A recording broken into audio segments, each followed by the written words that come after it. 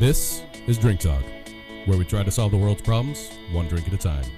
Every other week in this podcast, we talk about the topics of today and tomorrow while highlighting and enjoying beer, spirits, and wine from around the world and also crafted locally. Join us. We are your hosts, Brian and Britt.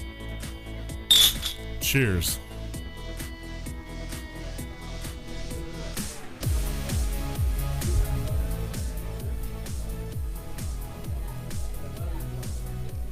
All right. Hey. Good evening, ladies and gentlemen. Welcome to Drink Talk. We got a whole crew here today. I know. I don't even know where to start. Yeah, well.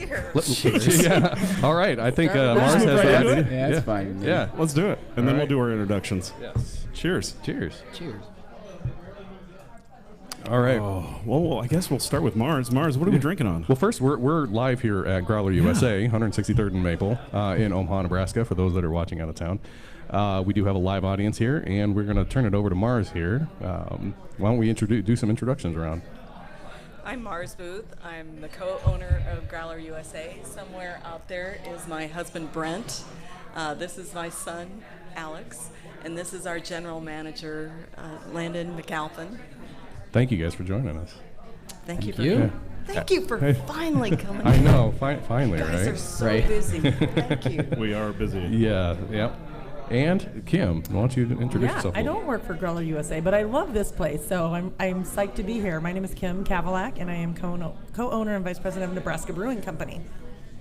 Very nice. And you are also past president of the Nebraska Craft Brewers Guild. I am. I'm the past president, and I've served in an official capacity for the Guild for many, many years. This is the first year I've taken a backseat role, I guess, and just been a member of the Guild, but I have lots of background in it, and I'm really psyched about what's going on in the craft beer world in Nebraska. Nice. Is it a little eye-opening, a little different, sitting back and not being in the driver's seat of it?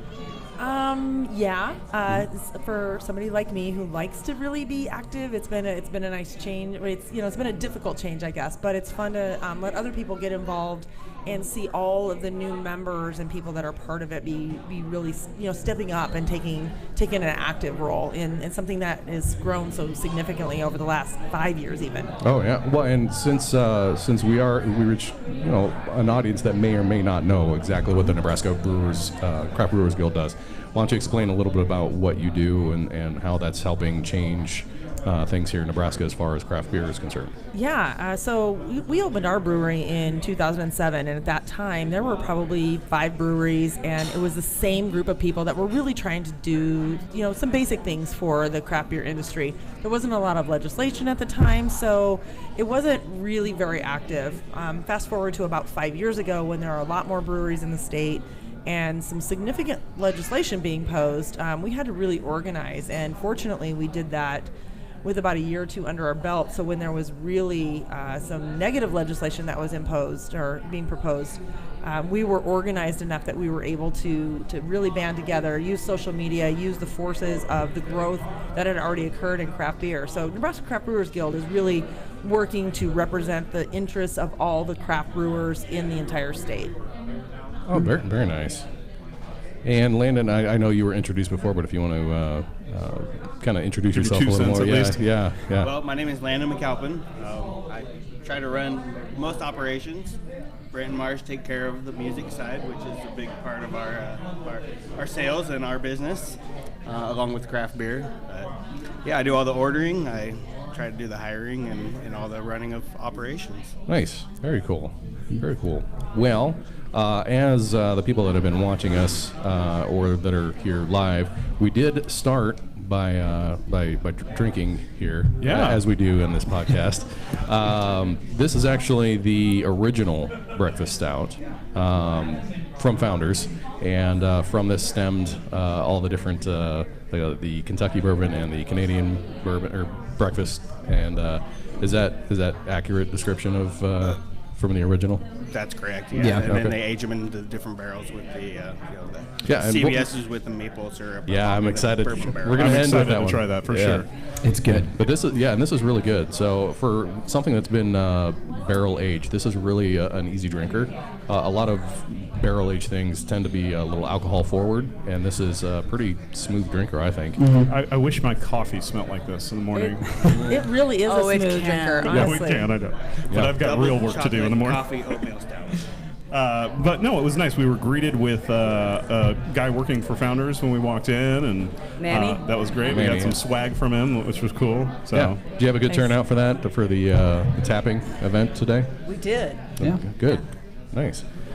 Well, as we get into the talk here, and we'll continue to drink on the future Kentucky Breakfast Stouts, the 2018, 2019, and the Canadian Breakfast Stout, why don't we get into the talk a little bit? yeah, one of the real reasons why we're here. Yeah, the reason we are here. Yeah. We're going to be talking about the Nebraska legislative bills that are affecting alcohol and pretty much more specifically the craft beer industry, because we're in a tap house, so we want to kind of highlight those, and we are going to rely on some of the knowledge base of Kim, because she has kind of been at she's been pioneering a lot of that. So and I went onto forefront. YouTube and I typed in LB314, and the very first video came on, and it was you. And I'm like, oh, wait a minute, isn't she going to be at Growler tonight? And yes, here I am. thank you for being the first one. Yeah, my pleasure. And Mirror Musing, I believe, was the one to Yes. put it Mirror's on. Musing. Yeah, he's the one to put it on YouTube. So good shout out to him. So. Yeah. Yeah, he's a good dude. Yeah, we got a He, chance to meet him. It's Yeah, a nice he's guy. a good dude, and he's a guy who's just really all about craft beer, especially. He's actually moving out of the state, so it'll be. Oh, no. I think his wife got transferred, but yeah, he's really been active in every aspect of craft beer, so it's pretty cool. Mhm. Very nice.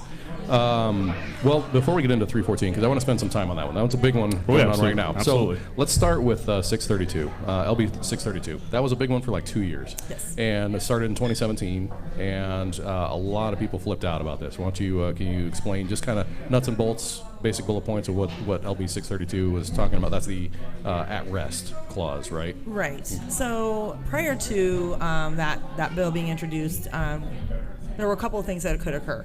Craft breweries could do what are known as hot shots. So if Mars here ran out of a keg of ours and she needed it tonight because it was Saturday night, or Landon called me and said, hey, I need this now, we could hot shot that beer over here and just do the paperwork with the distributor. Distributors still got their cut. We did the work. Should have made everybody happy. Liquor Control Commission maybe had some questions about how people were they filing the paperwork correctly? Were all the taxes being paid appropriately? So they revisited that, and part of that was the distributor's truck at our location could be the final resting point. So Right. so it takes away the hot shot. It creates a little more planning for breweries and bar owners. And there was a point where the at-rest was being proposed that it should be only at the distributor's warehouse. That's not a big deal in theory for a lot of Omaha or Lincoln breweries. It But the becomes small a big outlying deal ones, yeah. when you have breweries that are in very rural communities, in Ord, in Broken Bow, in Ohio, in all these small towns. Because they would have to ship it somewhere else, have it at rest, and then ship it to final destination if it was coming to Omaha or whatever. Right, and that's because there are a couple of things affected that. There are not a lot of distributors in those rural areas, and distributors are getting a little more selective about who they're bringing into the house. So, 12 years ago when we opened up, there were 1,400 breweries in the country, 5 in the state. Fast forward 12 years, there are 50 in the state and 7,000 in the country. Jeez. Right. So That's a huge growth. Absolutely, and that's good news, bad news. But Yeah. the distributors get to be a little more selective about who they're bringing into their houses and how they're going to promote and market those. So if you're a small brand new brewery in Ord, I keep using Ord, or any of these small towns. Broken Bow. Yeah, Yeah. you're fighting a little bit of an uphill battle already, and then to be told, okay, your distributors in Omaha, you've got to truck that beer all the way to Omaha. It's got to touch your distributor's warehouse and then truck back so you can sell it to the grocery store in your town. Which is crazy. Right, it was a big deal. It would have priced them out of the market. It would have effectively shut down their distribution footprint, even in their own town. So that was the big deal with 632. Right, but now 632 is like indefinitely postponed, is what I had read. That they, were they not getting anywhere with it? They were getting a lot of blowback and a lot of push forward, and so they just couldn't come to an agreement, or what happened with that? Do you know? Actually, it was a really interesting outcome. At that time, I was actually the active president of the guild, and we were able to come together with the members of the Nebraska Beverage Association, and we sat at a table and we said, here's what we want, and they said, here's what we want, and we actually all agreed that we kind of wanted the same thing. So it was a mutual agreement between us and the Beverage Distributors Network to say, you know what, your truck at our location, that's what we want. We just want you to back your truck up. Once it goes on that truck, you can take it wherever, you can take it straight to Growler USA. Right. It doesn't have to touch your warehouse. And so if that truck for these small town breweries, it goes to Broken Bow and it touches that distributor's truck, that becomes ownership of the distributor, and they can take it to the store across the street. So Makes a lot more sense. Absolutely. Everybody wins. And it was a really cool meeting where we all just sat at the table and we said, what's best for the industry? I mean, at the end of the day, we are all going to make money off of this. I mean, everybody's in this to make a little money. We, as brewers, we want to make money. We want to sell our beer. We want people to drink our beer. The distributors, they're certainly more open to craft beer and craft beer distribution. They're in it to make money off of our beer. So to create obstacles along the way didn't make a lot of sense. So we were able to just come to a mutual agreement, which was really eye-opening and enlightening, and just a really cool moment. Who do you know who was championing the LB 632 at all? Was it a? Well, it would have been the same person who introduced LB 1105 in previous years that gave a lot of craft beer distributor rights. It was Senator Tyson Larson, who's no longer in the legislature. He was the General Affairs Committee chairperson at the time. So under LB 1105, they introduced a lot of rights that really gave a lot of good movement to craft beer in the state.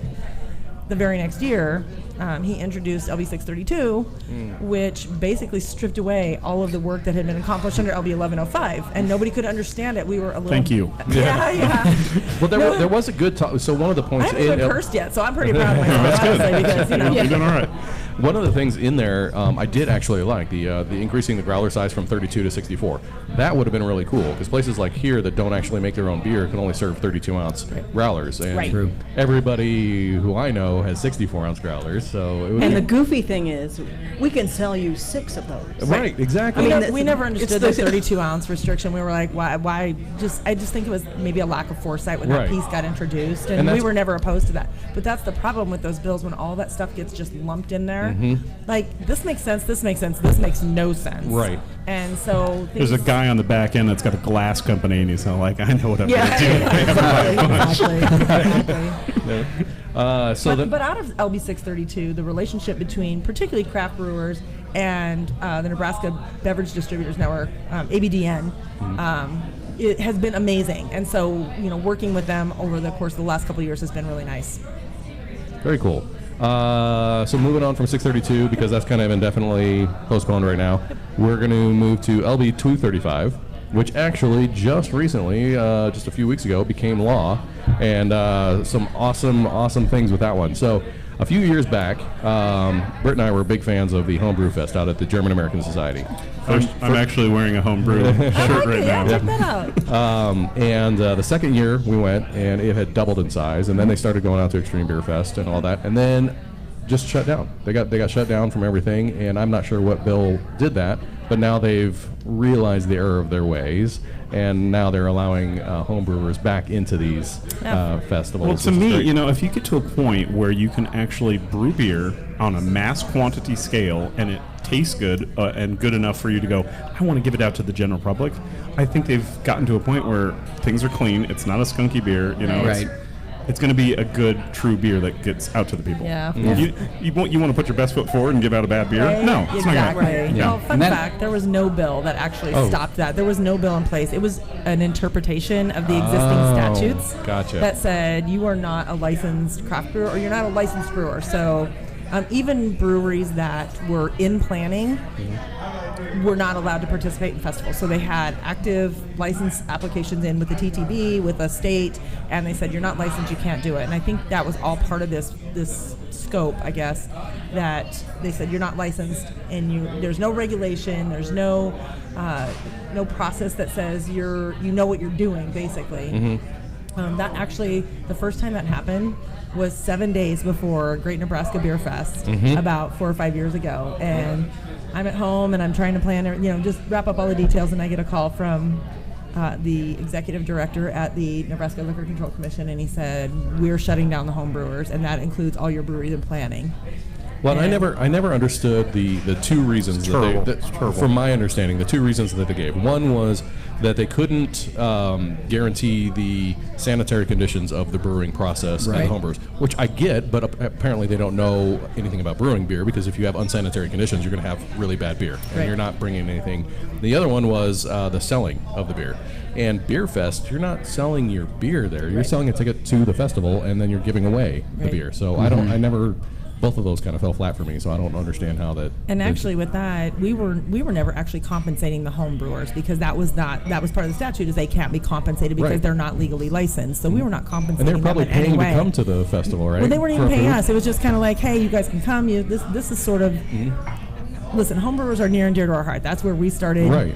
In 1992, I always hesitate when I say that, because I'm talking with people who weren't even born then. But it's just one of those things. Homebrewing is very, very near and dear to us. So we wanted to do every single thing we could to help promote homebrewers, whether they wanted to be professional brewers or not, which I highly discourage. But that is more competition for you, is that what? No. That's how you become a brewery. I mean, Absolutely. Pint 9, Cross Strain, all 100%. those. That's how you become a small brewery. I can't hardly name a brewery out there. Farnham House.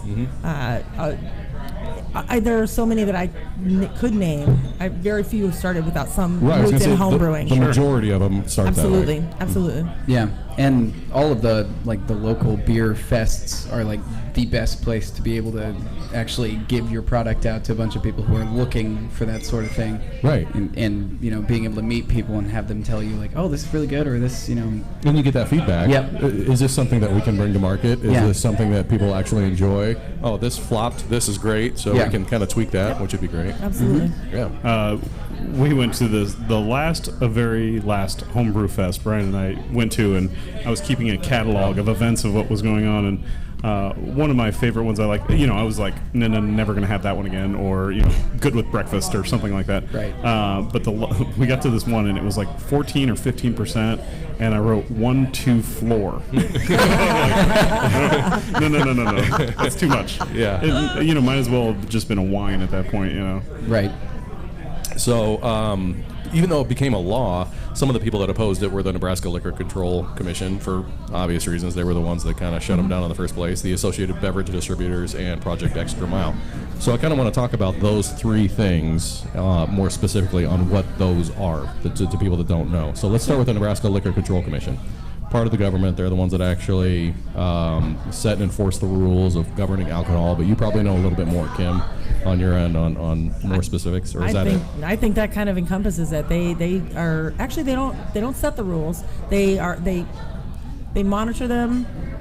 They don't even enforce them. The State Patrol actually is the enforcement. So what do they do then? What exactly do you say you would do here? They interpret them, and I guess on some level they do enforce. They make sure they're monitoring all of those to make sure that the laws the statutes are actually being adhered to, and they do that in a variety of ways. And then the Associated Beverage Distributors. I'm assuming that's the Guild of Distributors. It's the organization that represents the distributors in Nebraska, the ABDN. So their board consists of people from all the different distributor houses across the state and represent their interests. But again, as craft beer has grown and those distributors have understood that craft will help them grow as well.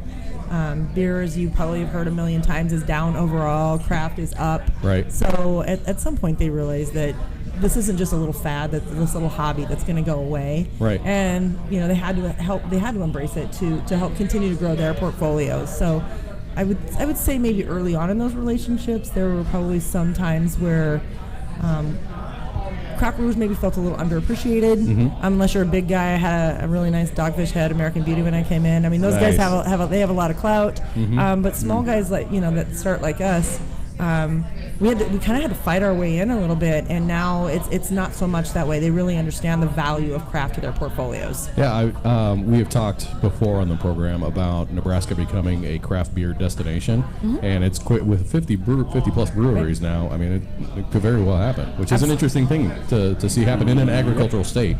So now if we can just get the hops guys up to speed. The hops folks, unfortunately, they've had it devastating with this flood. But Yes. the hop growers, And the winter. the hop growers in Plattsmouth are doing some really amazing things. They are by far there are other hop farms that are growing and holding themselves to a higher standard. I think because of what the Midwest Hop Producers is doing down in Plattsmouth.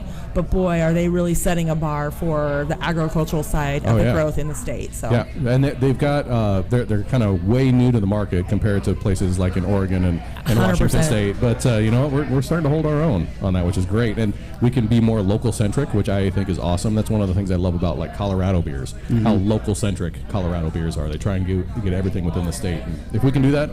absolutely. Awesome. Our Like Cardinal, go ahead. I was just going to say, I was watching your YouTube video when you were talking to the people, and they brought up the fact, what do you get locally? Right. And he brought up the fact that you can't get a whole lot of like hops and things that go into your drink here locally, but we're working on that. Absolutely. What does it take, like 2 or 3 years before they really get to the maturation level? Yeah, that they can, and even that's just in volumes. It's in maturity of their crop. It's Right. in honing that to be what we want. When they first started, particularly Midwest Hop Producers, when they first started producing, particularly when our Cardinal Pale Ale, the hop that we use in which there. I love the story on that. That is such a cool story Thanks. about Cardinal. Yeah, we can tell it, but we'll move on. Didn't we talk about that when Mitchell was on the show? Yeah, we did. Yeah. very cool, very cool. When he was with you guys, yeah. So that hop they're growing down there, and we are using that more and more. And the Cascade that they're growing there is Getting to be a bit of a fantastic. It's mature enough that we're able to blend it in to a point that people don't even know that it's locally grown, which is Nice. awesome. It's awesome and it's not. So now we've started to say we're using this locally grown Cascade, Right. and it's as good as what we were getting out of Pacific Northwest. And so it's super cool that something All out of that Nebraska. we're seeing that growth in that particular segment of the industry.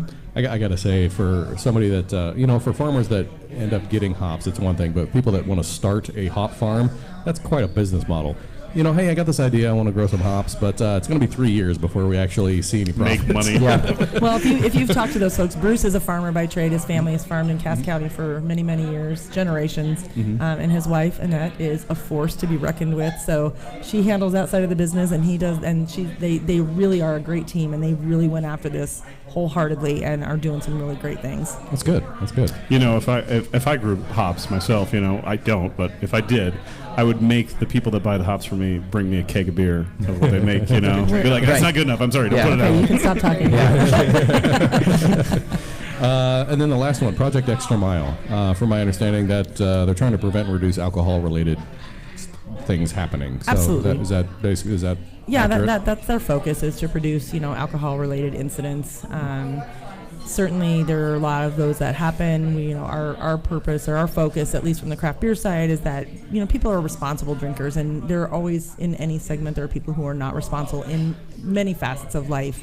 You can't just lump everybody into one, but what they're doing is respectable, and we understand where they're coming from. Yeah, absolutely. So, and you can kind of see where those three individuals would be against the homebrewers. I get it. It's still, there's common sense, and then there's the law. I get it. The homebrewers, for the most part, it's a hobby for most people, and they just want to do something they can share with their friends. And when they get to come out to a festival where it's sort of this adoration of, Hanging oh my with the God, big boys, yeah, right? a little bit. We did it, and we got to do it, and they, it's really cool because you get to try something as a consumer that you might not ever get to try from Joe over here at Booth Sure. A, and he has this knee-high grape, whatever it is, and that's cool, and that's fun for them to do. Peanut and, butter pecan stout. absolutely, and it gives consumers a little bit more ability to open up and try something they might not ever try.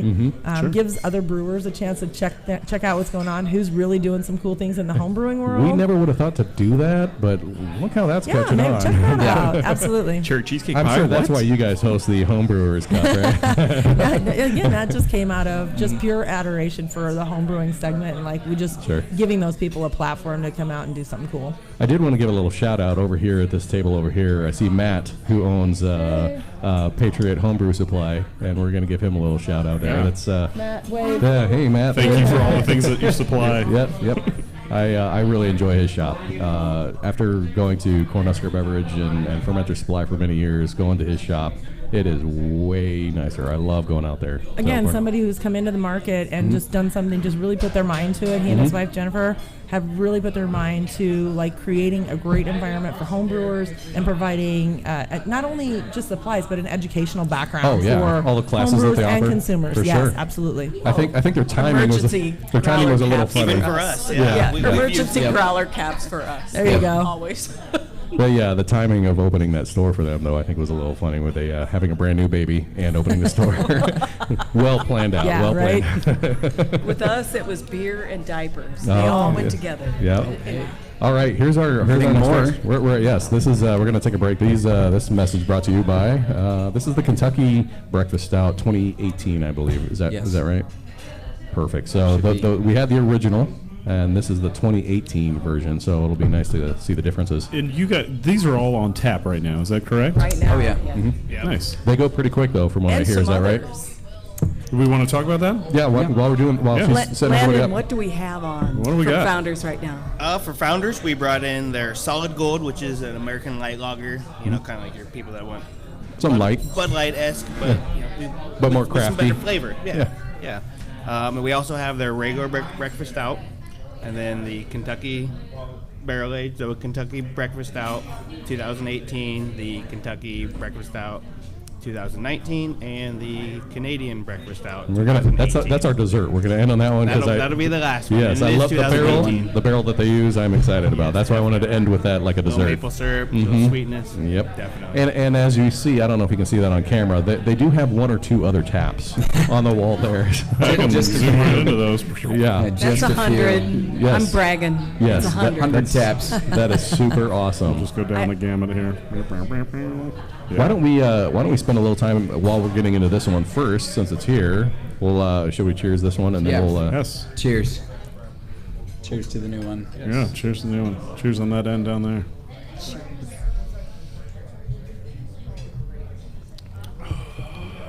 Oh, I like this a lot better. A lot So- smoother. That's Yeah. for darn sure. A lot chocolatier. yes, I would say chocolatier and a little more boozy. Yep. Well, this one doesn't have as much coffee either, so That's why the chocolate stands out a little more. I really like this one. That one's good. And we've been sitting on it for a year. Oh, letting it mature or mellow out a little bit. We're sitting on several. Yeah. It's good to do with stouts because stouts are better with age. Absolutely. Yep.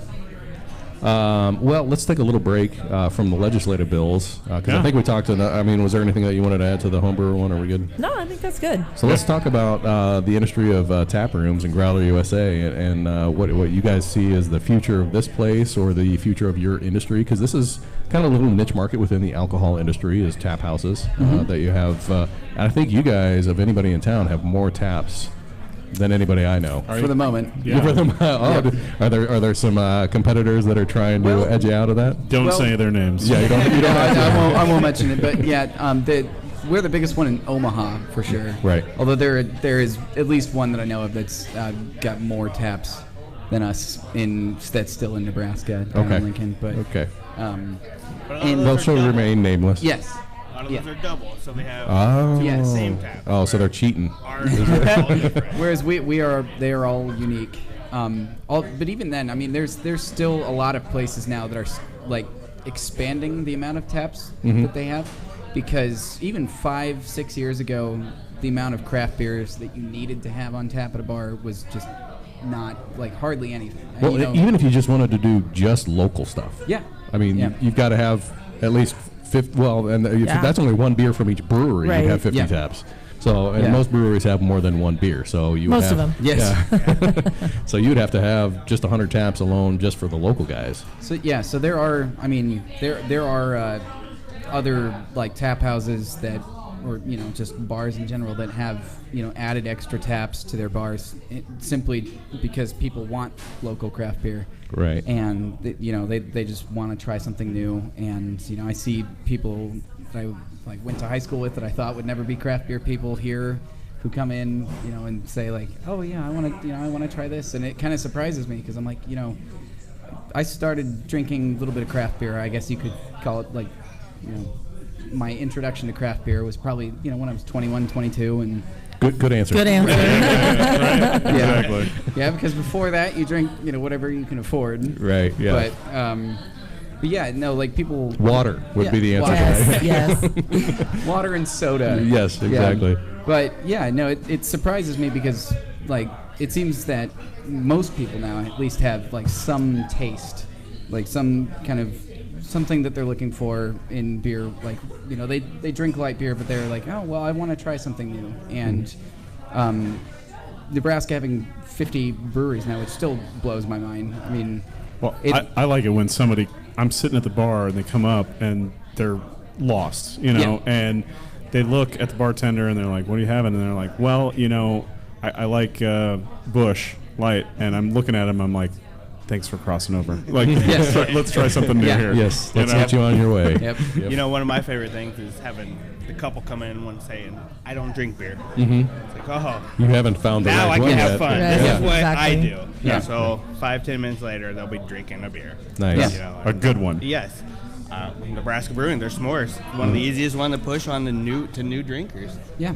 Vanilla bean, Yeah. Oh, yeah. That's a just hot seller right now. The Apricot Moon Gold from Cave Creek, another one really easy to push on people that don't really drink That craft beer. think they don't like Exactly. beer. Right. Yeah. They just don't know. They haven't Right. experienced it. Yeah. Or they've had crappy beer before. Yeah. Yes. I've just learned that like there's kind of a stigma for craft beer for people who like don't want to like it or people who have not had it yet that they just convince themselves that they're not going to like something. But like our job, as bartenders, as servers, is to ask people like, well, what do you drink? Like what flavors do you like? Let's start. Got there. anything that tastes like Kool-Aid? Yeah. Actually, I think that even extends beyond just craft beer. I think they've maybe had macro beers and they don't like them, but they don't understand how much craft has to offer and all the different flavors. And they'll say, oh, I don't like that dark beer. I'm like, well, tell me what you think dark beer is. What does that mean to you? And then it's fun. It's fun to go to work on people like that because you get to take them on this little tiny journey. And 10 minutes later they're like, wow, that's awesome. I'm like, see, you do like beer. Yeah. I went to a beer fest one time, and Stone Brewing Company was there, and they had an IPA that tasted like Fruity Pebbles. And I'm like, nice job. Like, if you wanted to get into the IPAs, that's where I'd go. I'm now 6 years old and watching Scooby-Doo again. This is awesome. Yeah, very nostalgic. Very nostalgic. And like because we have like a rather large selection, I could say like we have the flexibility to have a lot of beers that are kind of like introductory, and then also a lot of beers that are like kind of a little bit more, It's huge. a little bit more That's a big deal. interesting, a Yeah. little bit more. And that way, we can have a big variety of IPAs and stouts, which are like generally what I sell the most of. Those are the two kind of styles of beer in terms of craft that like we move the most. So we always have a big selection of those. But as far as I know, like sour beer, that's become a big. Oh yeah, I'm breaking into that category. Goes Yeah. and is it goes or is it Goza. Goza. Yeah, All right, Goza. so just been breaking into that category. In the sour I also. like it a little bit. If it's heavy, I'm like, oh, it's kind of like It's stomach vial almost. well, you know. Get that out, like acid reflux. it's But very, a little bit, I like it. Yeah, it's very much. I like a little tang in my beer sometimes. Yeah, it's like tang. It's funk sometimes. A little bit of funk, a little bit of like tart. I guess is kind of the kind of sours that I like the most. But we because we have so many taps, we can have a lot of sour beer. Whereas like if you don't have a lot of taps, like you wouldn't want to have more than one. You know what I mean? You maybe have like 2 or 3. Yeah, That's about, at that's most. max, And yeah. sometimes like you have them in cans, but it's great having beer on tap. I mean, Oh, it's absolutely. always the best. Absolutely So, fresh. And I love the window, like when you around the corner there, and you can look into your keg room where you have That's super cool. I have no idea how you guys that keep your that straight. idea? It's actually very easy. Is it really? Yeah, it's that was really not user-friendly. your idea. No, our architect added that. Oh, very smart. No Growler location had that prior to us. Really? That's great. Cool. I didn't know that. Now it's a And now you selfie know. window. The No, more it's half you the know. battle. Yeah. So, Take selfies at that window. yeah. Yeah. Mars, what made you bring Growler USA to Omaha, Nebraska? Oh my God. We drank too much. That's what I Good thought answer. she'd Good say. answer. How can we Full parlay disclosure. that into a job? That's what I thought she'd say. Well, I was working in web. I'd been in web for 20 years and didn't think I could do it another 10. And Brent and I were thinking of what's the next big thing. So Yeah. we looked at some franchise opportunities that for some reason or another didn't didn't work out, and then this kind of fell in our lap. And we only had to look downstairs in our basement to find out that this matched our culture. So in our basement is a English pub. There's an 18-track recording studio. We threw big parties with live music, and it just kind of clicked in. Yeah, it made there. sense. It did. I love the amount of live music that you guys have here. Sorry, we Right. had to kill we the thought, music for this. you know, but- for yeah.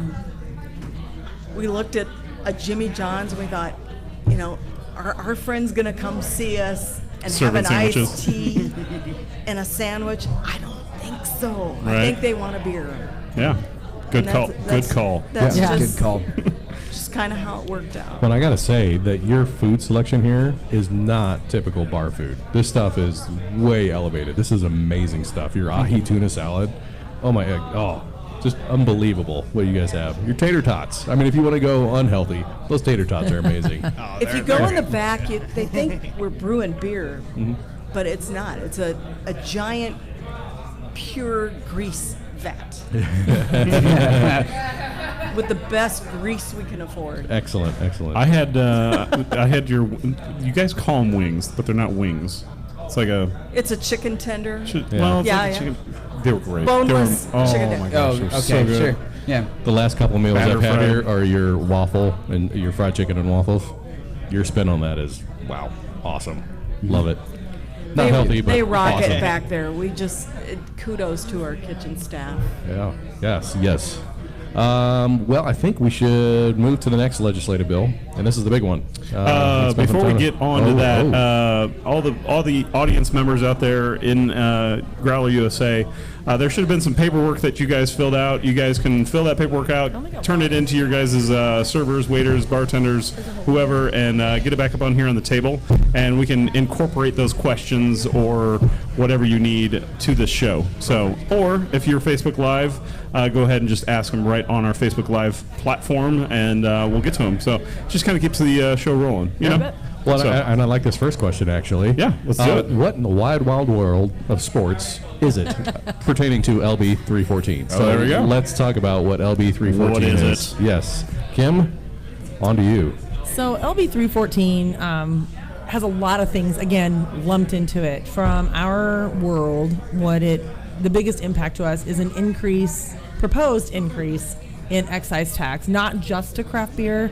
Certainly that's the most impact to my world, but all alcohol. It's a huge increase to craft beer, to wine, to farm wineries, and to spirits. And before we get further into that, I did have some figures in here, because right now, and correct me if I'm wrong, craft brewery I tax per gallon is 31 cents currently. Correct. And then they want to increase that to $1.38 Yes. per gallon.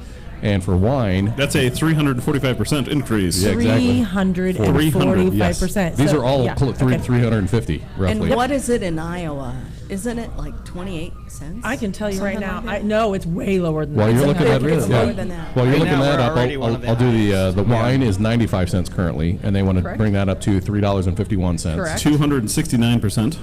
And that's for wine. That doesn't include farm wineries. So Yes, that's a lower We'll get to percentage, that. right? No, it's a way higher percentage. Farm winery, yes, 6 cents a gallon right now, I believe, and they want to raise them to 262%, which is something like a 2,500% increase or something Holy like that. cow! 2,811%. There you go. It's going That's from the number. 9 cents to $2.62. Holy cow! Wow. So And, yeah. and then I spirits saw is that statistic and I'm like, oh, maybe they just added a 1 accidentally to the 2,811. I was like, oh yeah, they accidentally added the 1, and then I saw it again. I was like, nope, that's right. Yep. and then the last one was spirits, and that's $3.75 right now currently, and they want to bump that up to $12.28 per gallon. 227% increase. That is Yes. so Yep. crazy. That is wild. Yes, yes. I had those increases. Did you get the Iowa one in there? What is Yeah, what are Iowa's Iowa's at tax? 19%. Iowa currently is 19 cents.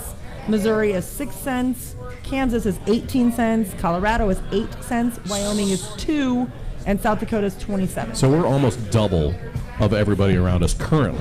Well, with that said, though, our last increase was back in 2004, and let's just go with beer. It was only 35%. whereas we're trying to raise it 345%. And the reason for that, we should get into why they're really bringing this bill about, which is the debacle that is the property taxes here in Nebraska. Correct. And that's what they're trying to alleviate some of the stress of the homeowners and the property owners. I think a lot of it's farmers. You know, they got a lot of property. Oh, yes, they do. Yeah. Yep. Yes, they do. So that, which is why we're starting to see them sell the acreage for millions of dollars to create a new neighborhood. And I grew up in a farm town, and it's going quick. Yeah, why would you want to pay all the taxes when you could just sell it off and there's your retirement? Yeah.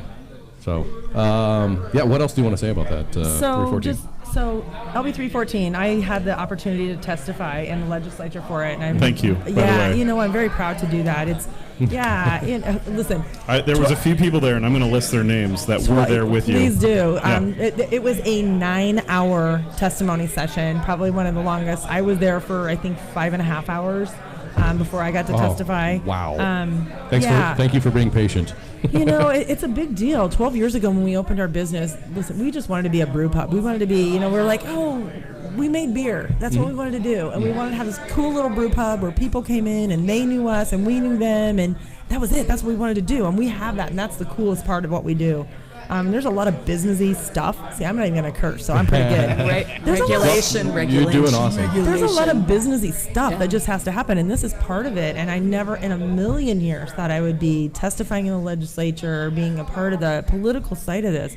But when you talk about going from 31 cents a gallon to $1.38 for a business like ours that produced around 9,000 barrels last year, it takes our state excise tax obligation from approximately $50,000 a year to $232,000 a year. And that's going to the small guys out there are going to be that's going to put them out of business. It absolutely will put breweries out of business. But you guys are in 32 states, right? We're in about 20 now. We've kind of retracted that a little bit. And that's fine, but you're in 4 countries. 4 countries. Tell me about that. So our entire distribution footprint is quite frankly a product of the recession. We opened in 2007, and about 5 minutes later, the recession started, and so we couldn't. Glad you guys stuck around. Yeah, well, you go to work because you fight for everything. We risk literally everything we had worked for as grown adults to open our business, and so you start going to work. And my husband Paul, who's my co-owner and president. And he's not here tonight, though. He's not. Okay. He's not tonight. But he actually spent a lot of time trying to figure out, you can't make people come in and spend money. When they're saying recession, save your money. We're in a recession. We're like, oh, please stop saying that. But what we were able to do, because Nebraska was still very young in the craft beer growth. Mm-hmm. And so Paul had listened to a podcast with Patrick Rue of the brewery. And similar formats in some of his high-end barrel-aged beer model. And he said, a little beer in a lot of places is going to be what saves us. And we said, and Paul said, little beer in a lot of places. I can't sell it all here, but wow, there are some other mature craft beer markets. So another very long story, but we'll do that another time. But so basically we called up a distributor in New York that had been talked about on this podcast, and we said, would you like to carry our beer? And they said, sure, little boy, right. Send us some samples and call us back in a month. And we did, and we sent them samples, and we were doing no package at the time, so we were sending it in growlers, and growlers would break and go missing. But 3 or 4 months later, go missing. Yeah, exactly. That's what we weren't sure. You're gonna have to send me another one. We were happy. This was empty when it got here. Yeah, we were happy to continue to send more. And 3 or 4 months later, they said, we like your beer. We like your chutzpah. Your label sucks, so you're gonna have to work on that. But I can say that, right? Yeah. Yes. But so they said we're gonna and at the time this is how craft was very new. They said we're taking on 2 new breweries this year, and you're gonna be one of them. And we like everything in your portfolio, so we're gonna take it all. Which was super. Wow. We had no idea what we accomplished until the president, Mr. Sheehan, apparently walked into the room on the conference call that we were just on a conference call when they were telling us, and they went silent. And he says, we want you to know what you just pulled off. And then we looked at each other, we're like, holy crap, we just kind of got, our foot in the door. And that was is huge. like 2008? That's about 2009 at that point. Wow. Which is crazy because 2007 is when you guys started? Yeah. Late 2007. So only 2 years later. Yeah. You went from the local boys to now we're... And then we were in New York, and then Philly's like, hey, who is this guy? And then Philly picked us up, and then we kind of caught on the Eastern Seaboard. And then in 2010, at the World Beer Cup in Chicago, Hop God won a Love that World one. Beer Cup. And I like the new name too. Hop Yes. Anomaly. Hop, you know what? It's a trademark story, but Hop got us back as the base beer. Hop Anomaly will be the barrel-aged version. Oh, So very nice. we got the trademark back. So I like both. Yeah. Both are awesome. And at World Beer Cup, so we had started this little fire of distribution, and then in 2010 we won a World Beer Cup, and 2,000 breweries, 2,000 at the time, were like, who the hell? Yeah. What just who are they, and what just happened? Yeah, Nebraska's Right. making Wait, Belgian barrel-aged beers In flyover country? Are you in kidding me? flyover country. So that's sort of, and then Melange à Trois Cotes, and that's won 4 Great American Beer Festival medals, and so that's really given us the unique foothold to really take our core beers, which are solid and all are awarded in their own right, to just kind of grow that footprint. And we've now retracted that to about 20 states and really focused on the Midwest corridor. But you're overseas too. We are. We're China, Japan, Germany, Germany. Indonesia. That one's kind of petered out a little bit. So Okay. well, Japan was one of the. Still, you're having beers go across seas. Yeah. Which, I mean, to me, that's like a Guinness, you know? Yeah. Guinness did it. Guinness figured it out. And, yeah. So that's awesome that you guys are doing it. Yeah, Japan has probably been our biggest Well, there's export. huge. China and Japan. That's a huge China, yep. growth Absolutely. potential. And you still you do all of the beer that you brew that you ship overseas, like still in Papillion, right? It's in our biggest brewery now is in La Vista, La but Vista. Yeah, 108th Yeah. and Harrison there. Yeah. That's a nice Absolutely. tap room. I like that one. Yeah, I accidentally that is- walked in on a Monday. I didn't know you guys were closed, but I saw people going in and out there, and it was.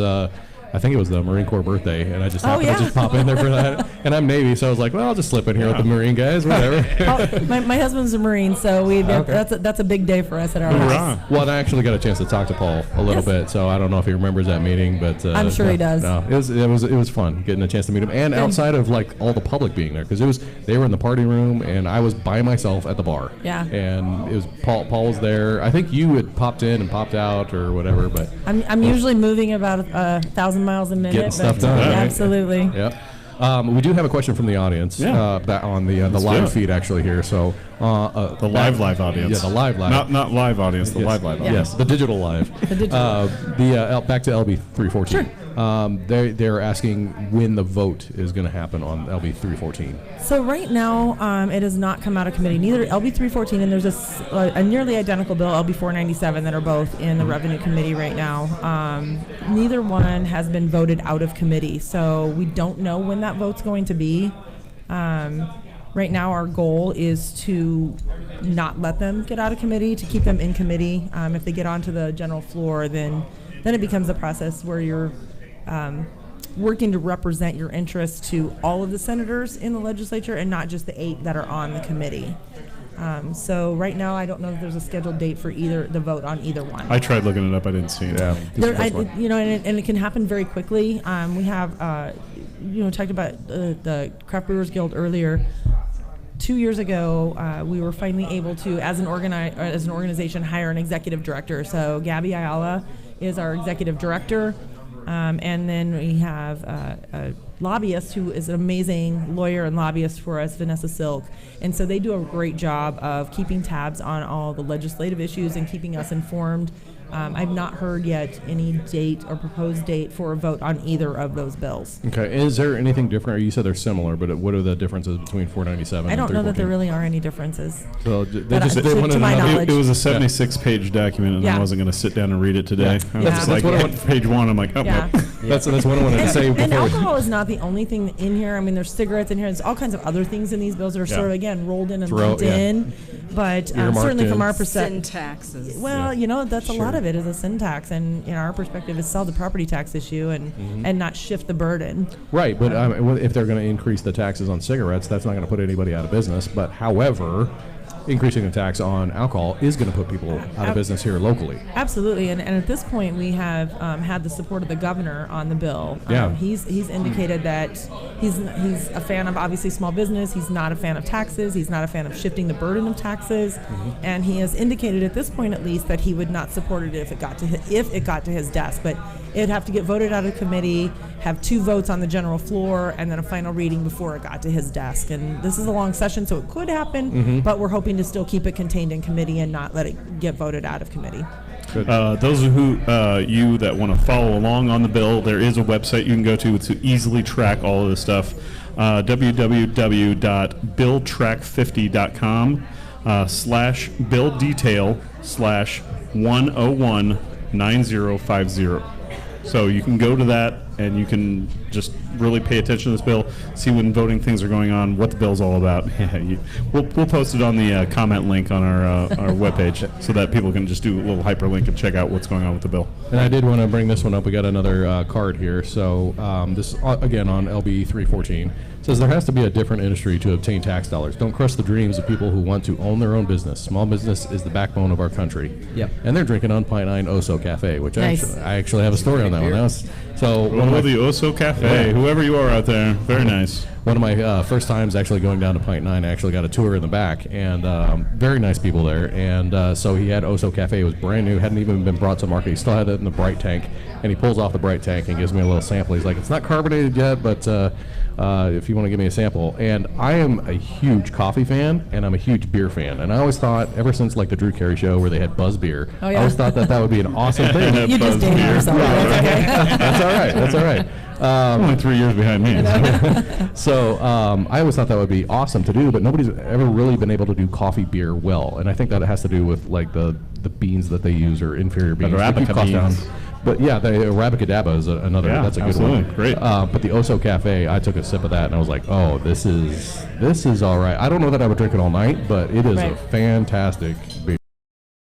If you got the day off and you want to start your day right, Oso Cafe. I like that they Yeah. left it a brown and not a stout. Right, So it's yeah. a little bit easier. Lighter, yeah, for sure.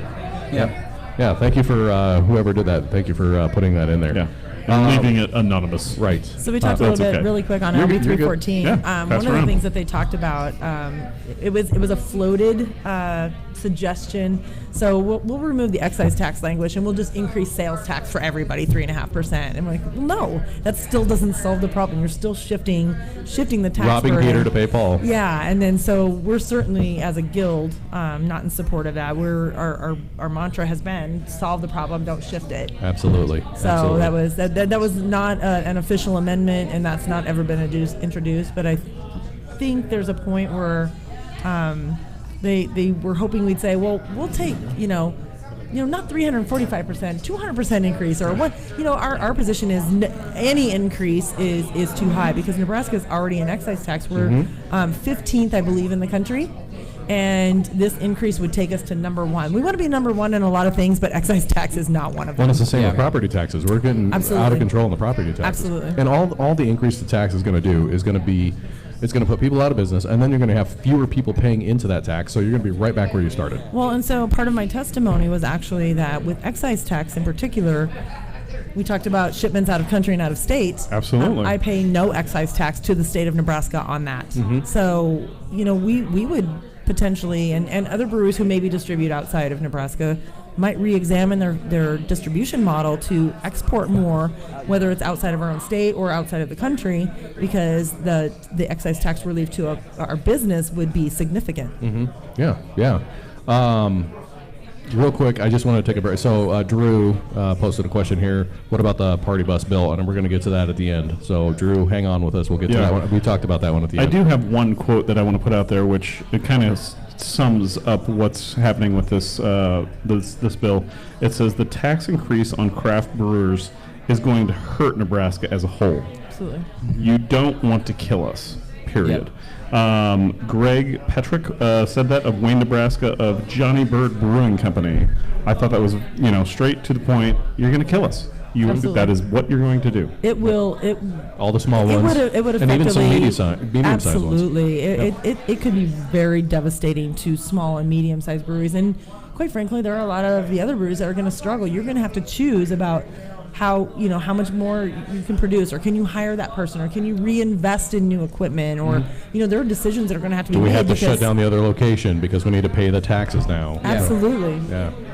Wow. Yeah. Or That's, for us, it plays into what beers we buy. And how you price those beers. And Yeah. The cost of them. exactly. The cost of beers, that's who's ultimately going to pay as the consumer, because Right. all of that is going to be passed along. And we haven't even touched on that. I mean, Well, at the end of the day, that's what they want to do, is force it upon the people who do drink. And the people who drink responsibly and go out for an evening and have a couple beers, have some food, and go home for the evening are going to suffer. those that binge drink, okay, you're the ones that are paying for it, I guess, Well, the ones that are binge drinking are probably drinking stuff that you can buy 15 and 18 packs of. Right. But instead of going to the store and buying 2 6-packs of your local brewery, you're going to be like, I don't know, maybe I can only get one this time, and then that's all plays into the production and the sales and what people have to charge at retail on-prem and off-prem. Oh yeah, because they were talking 4 packs. They were talking those about are on gone. tap. It's only going to be like a 20 or 30% or 20 or 30 cent raise, but on a 6-pack it could be $1 rate. That's a 20. Call that a 20% or 20-cent increase at the base level, and then the distributor takes their markup, and the retailer takes their markup, and everybody takes their markup. You were and talking it's more about than a that. 3-tiered thing or a 4-tiered thing. Yeah, What can you is explain that? That's our explain that a little system. more. So Nebraska is a franchise law state. We're a 3-tier state. So the franchise law says I can't sell directly to Landon and Mars here. I can't do that. Almost every state around us that we talked about, those much lower excise taxes, almost all of them are self-distribution states. Wow. Nebraska is not. So that middleman is the distributor. Absolutely. Okay. Let me be clear.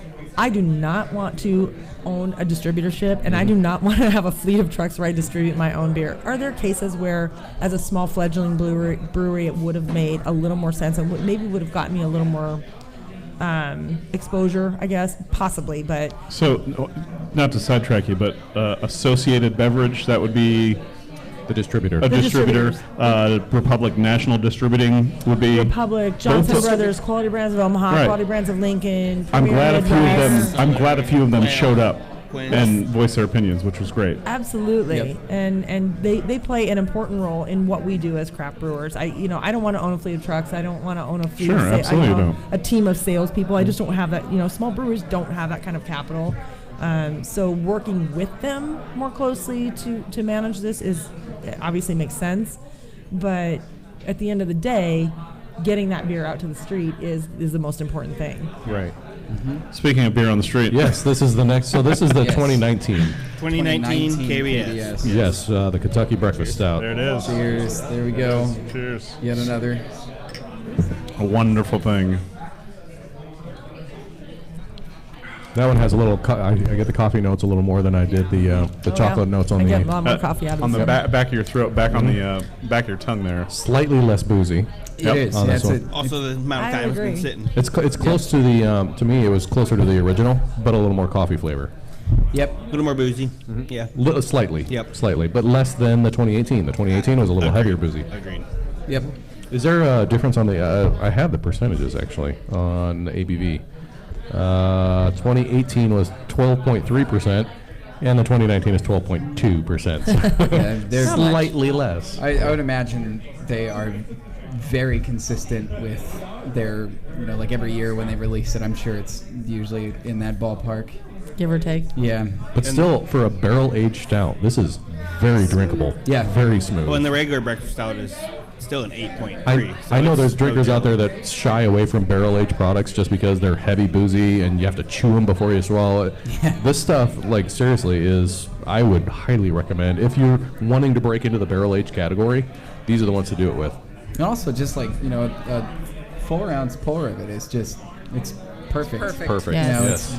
It's like, Indubitably. yeah, it's a small commitment. Yeah, exactly. Yeah, if I had a pint of this, I might think a little differently. Yeah. Right? Yeah. So you don't serve them in pints, though. It's 4 ounce 8 and ounce. You're a good You man. tapping, Landon? You're a good man. 8 ounce.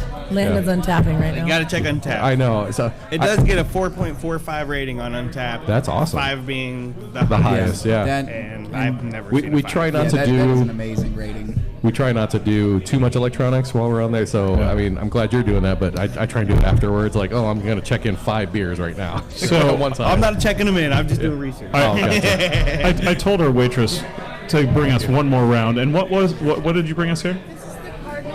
Cardinals. I know that beer. So we still have one more though. We still have the Canadian. And we still have the Let- Canadian. yeah. Toast That's the this dessert. up. Yeah. Let's So- take a break from stouts for a moment. Exactly. Cleanse our palates a little So bit. Kim, while we're starting with this, why don't you tell the story for those that those Oh, people that don't that know? is so good. Yeah, this I know. And I love the can design. Now the last 6 packs I got did not have the whole top. So have you changed the design on that? We have not. Is that an old 6-pack then that I No, got? it is not either. Oh. It is a supply issue. So okay. from not just our supplier, from the manufacturer.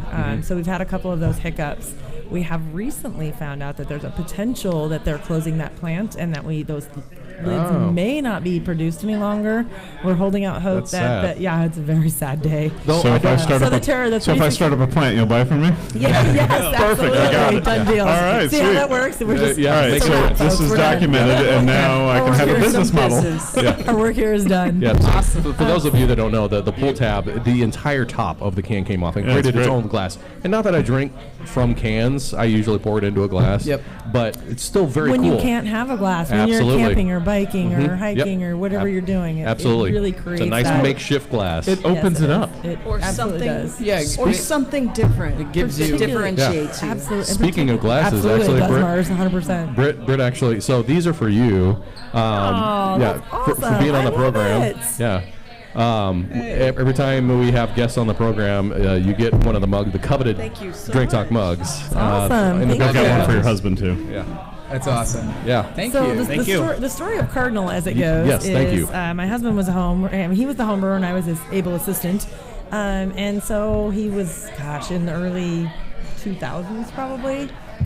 He was an IT executive at West Corporation, and Were both of you in IT, or just I was him? an IT project manager. He Okay. was, he carried a much bigger stick. He was a senior vice president of IT. At different companies. Had a mouthful title. I know he did. I'm like, it's something. I don't know. He's really important. I don't know. But He wears a suit or a tie at least. every day. Which, if you're in IT and wear a tie, that's saying something. I'm telling you. Absolutely.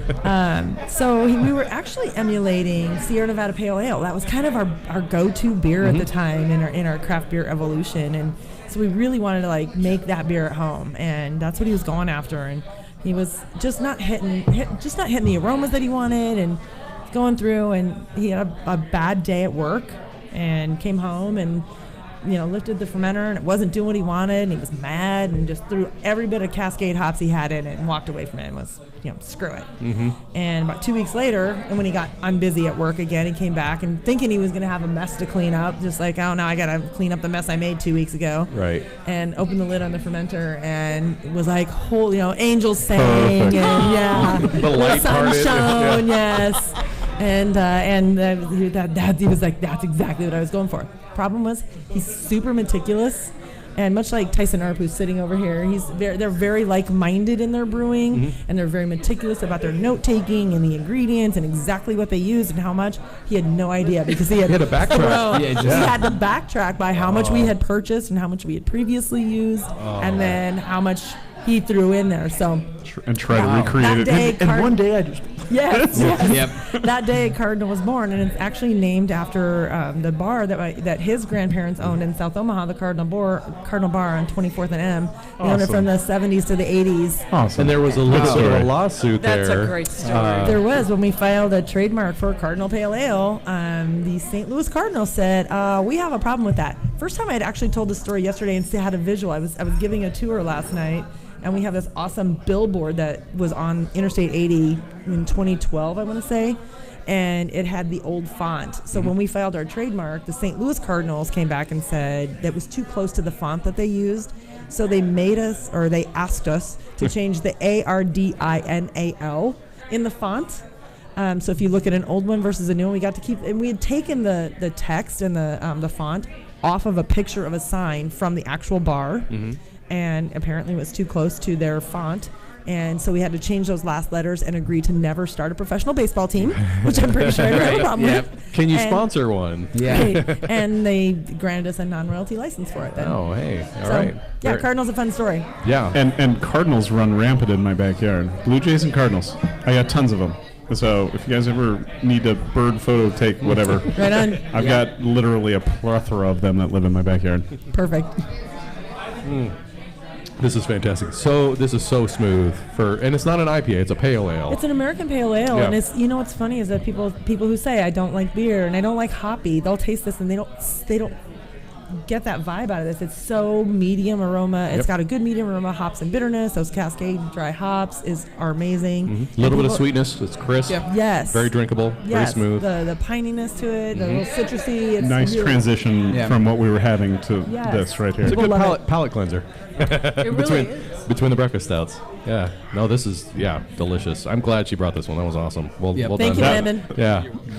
Smart. It was actually me. I was like, Perfect. I'm Thank like, you. we have a Nebraska brewer on here. Come on, She like, just asked which one. I said Cardinal. Let's make it Cardinal. absolutely. All right. Did we talk I can see about- why these people in New York went, we need to have that. Yeah. Exactly. Yeah. You know, Burnett's is my actual favorite one. Really? Yeah, the Burnett's Brown is my favorite. Yeah. Cardinal's always been my favorite. And you know what's funny is like brunette is a great recipe. Malty beers are not my favorite. Actually, the Farrell's Irish Red is named after my family. That's my maiden name, and so it's named after my family. And sadly, it's not like one of my favorite beers. It's a great beer, and so is the Brunette, not brown ale. And that's what I tell people all the time. Craft beer, there's so much. You don't have to like everything. Just find what you love and just build on that. Or you can break out of your comfort zone and try something new. 100%. Yep. Did we talk about everything that we wanted to talk about on LB 314, or is I there anything mean, that you want to bring up? I kind of want to bring up some of the people that were there. Yeah, please. That were actually opposed to the bill, and I thank you for coming in. Imperium, from Jim from Empyrean was there. Brian from Blue Blood was there. Tom from Zipline.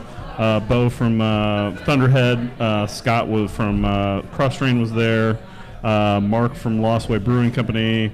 Richard from Soldier Valley. Vanessa from Baird Homes, which is a Lawyer, She's our lawyer and lobbyist. yeah, which is great.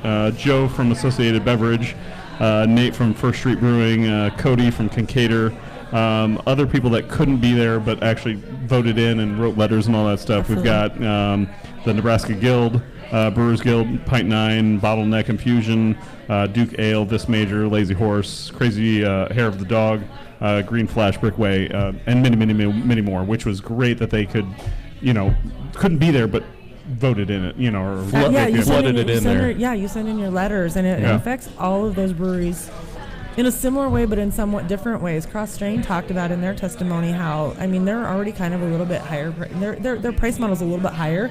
Yeah. They But said it they're would virtually award-winning, Well, they said it would virtually price them out of the market. An increase, because again, you can't absorb that as a small business. yeah. It has to be passed on, and what does that do to your end consumer? Do they pick something that's $1 or $2 less? Almost every time, probably. That's what I love about Nebraska. I go for the good beer. But I would tell you there are some beers that I will on occasion be like, I'm going to pay that, and I love that beer, and I'm just going to grab it. Is it my everyday? Probably not. But if my everyday beer goes up by $2 a six pack, it might not become my everyday beer anymore. Sometimes I'm paying $17 for a 4-pack. I really don't want to pay What do you $18. do for? Almanac. Right. Almanac's great. Almanac. Almanac, I love that. Oh Yeah. man, they are very proud of that. Very proud. Yep. But yeah, I love the doubles, the triple IPAs. I'm a avid drinker of that. So my 4-packs are expensive compared to 6-packs. So Oh, yeah. absolutely. And if the it stack just goes go up in- twice as fold. Yeah. 4-packs go away. I think I they don't just go know away. how they sustain themselves. Yeah, $21 for Yeah. a 4-pack. I'm like, Nobody's gonna do all that. right. I get 2 6-pack for that. Or price. 3, yeah. As far as costs go for us, though, it is a little bit nicer because we're bigger. We have 100 taps. We can distribute that cost across the board. Right. I got some beers that cost a little bit cheaper than other beers. You don't have to charge as much because we can charge a better price all the way across. So some of the more expensive ones, we can go a little bit lower. Sure. On the now we other know hand, how you did it. because we have so many locals, we have, 20, 25 locals on tap at easy. any given time. Probably about And that's an 35 right amazing now. support that we get from you what will guys. that tax do Absolutely. to the locals trying to compete against these best loved Well, the regional? smaller ones go away. And Yeah, absolutely. Can I ask you a question? Sure. One thing, craft beer market, you don't want to sell out to the man. You don't want to sell out to Anheuser-Busch and all that. But isn't that the American dream? Is to sell everything and make all your money? But yet, are you selling out from the craft beer market? That's where we get the independent and craft. now I was actually surprised that Anheuser-Busch had 2 people that were opposed to this. They came in and they gave their opposition. Well, they didn't come in, but they wrote in.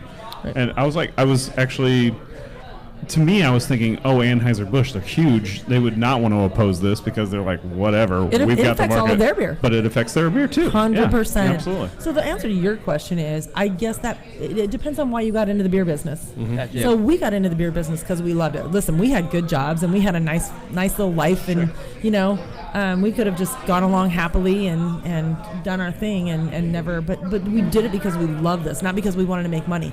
I will tell you, there are people who got into this business to do exactly that, to sell their breweries make money. and to make money. And some of them have done that, and good for them. That was their goal, and they did that. That's They had what a they set 5-year out plan to do. and You bet. done. You bet. But That's okay too. Having said that, I'm okay having said with that, that. I've always said if there are a lot of zeros at the end of the check, I'm not sure I can say no. Right. There is a number. Absolutely. There's always a number, right? There is a number. We joke about that. My husband would tell you, Paul would say 100%, we're never selling. But I'm like, I don't know. If there are a lot of zeros, can we at least talk about it? Yeah. But I think that there are people who did have that plan. That's exactly what they did. They saw that curve, and they saw that this was coming, and that's exactly why they got in the business. I That's think not the bulk of the craft beer industry. I think that you'd way. have a huge blowback of people if you I ever was just decided thinking to. the same thing. Yeah. It wouldn't be Nebraska Brewing Company anymore. I'm going to if be you in guys sold out. Tahiti, so it won't matter. I think you even before that, before you made that decision, you would have so many people because of what you do within the craft brew community. You started it here for us here in Clearly we have a Nebraska. passion for it. Clearly we have a passion. Right. We're involved at more than just our own business level. Absolutely. And so that I think that says about what we have invested in. And again, it would have to be a lot of zeros, but that was never our goal. It was never our mission. It was never our plan. We knew when we got into this, and we had people try to talk us out of, literally try to talk us out of, why do you want to do this? Why do you want to quit your jobs? You have a good life. You make plenty of money. You're never going to do that. And we said that's not what we're in this for. Yep. Now we wish we would have listened to some of them, but no. I mean, we knew that. We weren't afraid of the hard work, and we weren't afraid of the transitions. And for our kids who were 10, 12, and 14 years old when we started this, and are now, our oldest son will be 26 in May, and he runs our shipping and logistics. How is that? So as a parent, how is that? You started a brewery, and now you have kids that actually can partake in your product or partake in the product. Yeah. And so, what was that like as a parent? Like, did they ever? At 21, we all have those stories of the Busch Lights or the natural ice, or just the craft Mom, beer. Dad, I don't like your beer. Yeah. What? Hang on a second here. I'm sure their palates were well refined when they were. No choice. That's what they learned. Yeah, that's what you got. Yeah. It's what's in the fridge. It's got to be a different shift, though. From watching them grow up to actually have the palate for craft beer right out of the get-go. Yeah, and it's been interesting because again we were that business that they literally grew up in the business. So there are people who have seen our kids grow up, and they've been to our home and been to their. We actually have some friends that came in, and our middle son, he'll be 24, and they came to his high school graduation party because these are people who've become family to us. Right. And so they were invited to their graduation parties, and our middle son, they're all very smart, but he's a pretty smart kid, and so they brought him a bottle of beer for his high school graduation, and I'm like, he's 17, right? You'll like that in 4 years, I promise. Yes. Let it age. Yeah.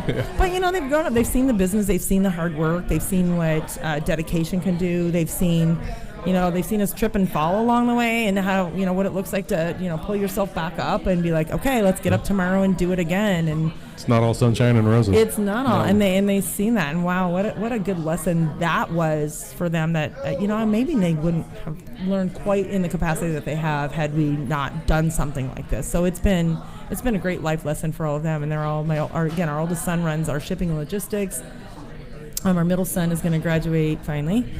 Yes, Connor, that's you. With an advertising PR degree, and he does a lot of our sales. He comes out here. Yeah, he's great here for us. Nice. Takes care of us very much so. Yeah, and our daughter she was bartended for us. She'll be 22 this year, and has decided she wants to try her feet out on something else. So we'll see if she comes. And that's fine. I'm not going in the family business. Yeah. So. Well, we didn't talk. It's all about the ballgame. We can talk about that later. But they've all Yeah. grown up. At 14 years old, they were, washing dishes or hosting or doing whatever needed to be done in the business. They've all done it, so they all know the value of hard work. And that was going to be my question: was how involved are they in the business? So when I went down there for the Marine Corps birthday, I believe she was actually bartending. She probably was. Yeah. Yep. Hopefully, she was smiling that night. Then. It was great. Yeah. I think she was wondering. Lots of Marines. What's, There's probably Yes. what's this random dude in not in uniform doing in here? Yeah.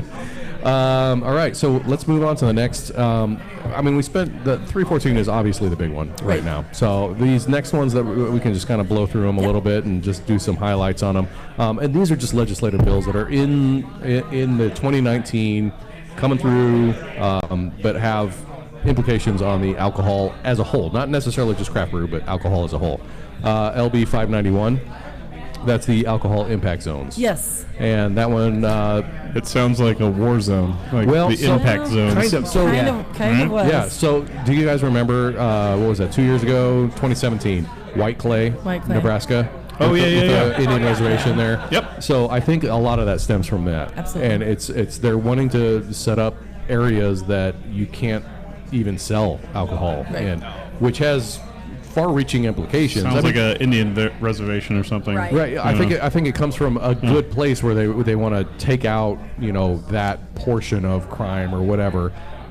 I get that, but it But also they're just going to get in a car and go over to the next place. yeah. Well, I think in this particular case, and I don't know a lot about this bill, so but I think it made it very, very easy for them to not even the access was so easy, Sure. that it created an environment where it was almost feeding a problem. Right. That's kind of the gist of this bill, I believe. I think you're right on that one. And one of the names that I kept seeing time and time again was is it Senator Brees? Is that name? Senator Breezy. Yeah, from Albion. Yeah. Easy breezy. Yep. So Beautiful cover girl. A lot of these bills, there are some good things with the bills, but by and large, I think a lot of these bills are really trying to stifle I don't know what the word I'm looking for here is, but in Nebraska, they're trying to the alcohol industry as a whole. And is there any insight as to why that may be? Well, I think I again in this particular case I don't know, but I think that for in particular to LB 314 and LB 497, they're looking at the alcohol industry as a way to fund the Property tax. Ease the property tax burden on people, yeah. Yeah, absolutely. And so for those things, it's So I've got a little side note on that. I decided to hop on Reddit and see what was going on there. And this guy's going to rename nameless because I can't say his name because it's fine. it's can anybody explicit. else if we know? It's just, yeah. But on Reddit, it said someone says these explicit lyrics are seeing all the sweet marijuana money, but they can't see legalizing the devil weed. So this is what we're stuck with. They see all of the stuff coming from Colorado, coming from all the other places, and they're like, oh well, we'll just tax this Because that's what we got. because that's here what we got, Yeah. and that's what we can do. Yep. We don't have sports teams like major sports teams here. Right. We have college sports teams, which is huge here. And as a moneymaker goes, they do make money, but they're not paying the taxes like the major league sports teams. So we don't see any of that. Yeah. So what do we got? So what do we got? We have beer, and they're just going to tax that. No casinos. Yeah, No no- casinos yeah, again, yeah, right? It's going to take But some we got progressive Keno. views to open up to some of the potential industries. And I'm that not could saying help legalize use the property marijuana tax here. That's not what How I'm is saying. that? I'm just Yeah. saying that's what they're wanting to do. Is they're seeing it from Colorado, from our sister state that's next to us, and they just want to do that here. They're like, oh my gosh, they're getting so much revenue from because that. you referenced it, I think we did a little research. I think marijuana in Colorado is taxed, I believe, at 15% sales tax for in-state and 20 to 25% for out-of-state.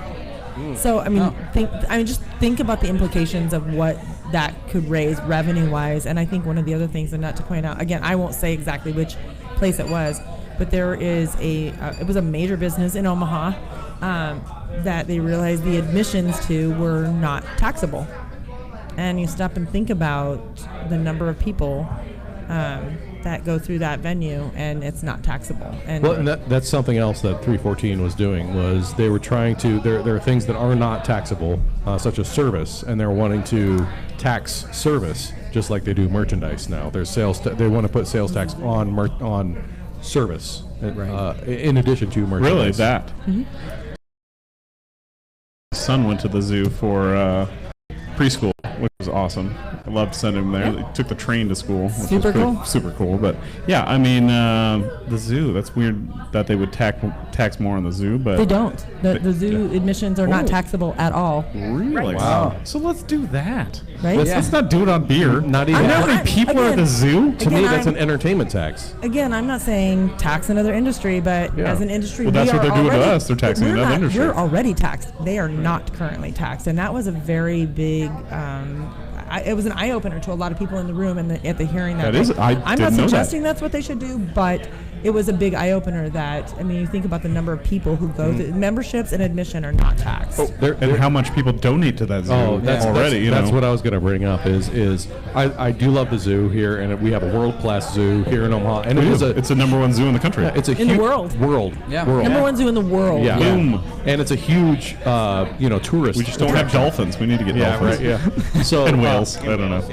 But if you think about the amount of donations that they get to that, I mean, people writing $1 million checks to the zoo is like nothing for them. Right. Whereas there are so many other problems in Nebraska as a whole that don't see that kind of money at all, just because it's not a tourist attraction. Right. So, I don't know. It's I'd pay $20 a month for somebody to pick up my trash. I get that for free because it's built into my taxes. So we could tax that. Yeah. Yep. I think there are a lot of opportunities for a better solution, and even industries that don't currently exist in the state. That it's going to take a lot of eye opening and a lot of progressive thinking, maybe to consider other opportunities that could create some additional revenue for the state.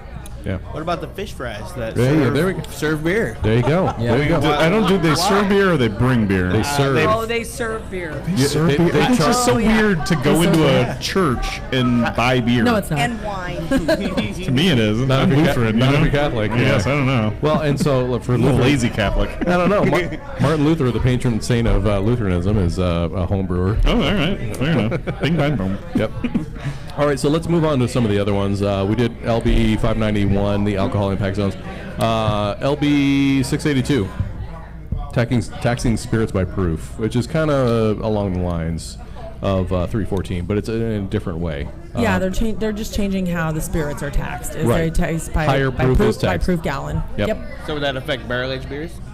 It would not. It's only spirits. Okay. Yeah, Oh. just spirits. And then LB 723, that's the one that you brought up to me, the reducing the excise tax. Yeah, LB 723 is actually being heard in hearing tomorrow in the General Affairs Committee, and it was introduced by Senator Vargas. It was introduced by Senator Vargas, and it actually proposes a decrease in the excise tax. So right now, where beer is at 31 cents, it proposes a 25 cents per gallon. Wine actually looks like it stays flat for wine, 95 cents. and spirits goes $3.75 is where it's at right now. and it goes to $3.55. Okay, a little less than. So a little less than, and this was also part of the testimony of some of the breweries that testified it was actually on Valentine's Day. Is that Perfect. I know, right? With fewer taxes, you can do a lot of things. You can reinvest in employees. You can reinvest in education. You can pay down debt. You can reinvest in equipment. You can actually increase your production, which guess what? You're going to pay more taxes because your production is higher. So the inverse happens here is where they think they're going to raise more money by increasing the taxes. They can actually raise more money by reducing the taxes because people can reinvest, produce more, which creates a better revenue stream for the state. Yeah, because all increasing the tax is going to do is going to put people out of business, and then you're going to have fewer people paying into that tax. Absolutely. Or back changing their there. footprint, their distribution footprint, Right. and moving more beer out of state. I'm still going to continue to make beer, hopefully. But, we're going to maybe move more out of state. We're going to move more to Missouri or Kansas or North Dakota. You drink a lot in North Dakota. Do all this. It's cold up there. Right? Yeah. No kidding. Yeah. What else is there other than Yeah. the oil fields up there? So, but it will hurt our state because we've seen this amazing educational growth and journey, and for places like Growler USA who've embraced this growth in our state, like all of a sudden we're gonna see that maybe retract a little bit because the production is going to be less, so it's going to be more expensive, and maybe they're going to buy more beer that's not local, and so that has a whole nother with impact. Growler USA, the taps could slow down and We don't not be wanna do Nebraska. that. Yeah, it would be less don't Nebraska. wanna do that. And it might not be your own fault. It might be the fault of the brewers that just can't. Our do that. first list I did all by my lonesome, and it was local centric, and our credo is to be local centric. And that's great. I mean, that's where the craft beer, with 7,000 breweries in the country, the mantra is drink local, drink local, drink local. Yeah. Has that hurt some of us who maybe had bigger distribution footprints outside of the state? Yes and no, but it's awesome because when you go, what do you guys do when you travel? You go, what do you have that's local? Well, Don't we all do that? Absolutely. And for me, what is local? What's your area of local? Is it just Nebraska, or is it Nebraska and Iowa? Is it Nebraska, Iowa, and Minnesota? Is it, what do we consider just local? Alex, I sat down and looked at their list. I was like, holy cow, I got a lot to choose from here. I'm like, there's so many great local options that I haven't even had a chance because I don't ever really get out of work. But I was like, all these cool things that I haven't tried, and what a testament to you guys to have Keep it all of that local. local Something stuff like in this region. 22 to 25. Yeah. Local. And that's- yeah. Nebraska. You said what? Closer to 35? Yeah, well, that'd Local-ish? be including Iowa. Iowa as well. But Yeah. if you look at our Which I taps, would. we Yeah, I have- would. I mean, we they're have close little enough. hangers that say Yes. local. Just got to go over a bridge, which you Exactly. can't do right now because it's flooded. But Yeah. Yeah. They got one bridge left. Oh, They got that's one. another podcast. Yeah, that is Exactly. that is its own thing. Which we touched on with the flooding and all that. which I think one of my favorite episodes that we've done with Drink Talk was our episode up in Minnesota. It was our family, Brian's family, my sister's family, mom and dad, everybody. It was a family vacation in this house, and so everybody was stuck. Where are you gonna go? And it was the first time we were to have my dad actually on the show. Oh my gosh. My sister was on the show, Brian and me. We all sat around. I got every local beer that they served down the street at this. I don't know. You go fill your keg up there. There's you like know? 7 or 8 local beers that we had. And it was great. The episode went for 4 hours. Yeah, 4. Oh my It went gosh. for 4 hours and 15 minutes. And I goodness. didn't know this at the time, but Facebook only allowed you to record for 2 hours. And I was doing it off of my phone hotspot. And so it crashed, but we still had the recorded audio. So you my can gosh. actually physically go onto iTunes, Google Play Music, Spotify, That's awesome. and listen to the whole thing. But it was so much fun. Yeah, we So talked- much local brews. Like, what are you gonna do? We just went well into the evening. Very And cool. we talked time off was the whole thing. It was everything. What do from- you do? Why should you take it? Yeah. What you should do with it. Yeah, we're in this work mentality, especially with like Why your employer should give it to you. yeah, dual income families. People are not taking the time off that they should. Whether it's a small 5-minute break, You need to escape from work. yeah, meditation or vacation. I mean, we went through and even sabbaticals. We went through the whole gamut of time off. That was a fun It was a episode. very fun Dude, I episode. was stoked when I got in here, and I'm like, God, I really need to get out more because this is kind of nice to have a beer someplace else besides my own place and just Right. like relax and chill And out somebody for- else serving you. I know for a Yeah. few minutes. It was Speaking awesome. of the servers, well, let's give a shout out to the people that are actually serving us. Go, Jenna. She's very kindly She is, bringing us yes. our last beer on Yes. this. Our last round. And this is the Yeah. dessert one. This is the one that I've been looking forward. This With is the bacon in it? No, the No, I had that wrong. Yeah. Maple syrup. That's it.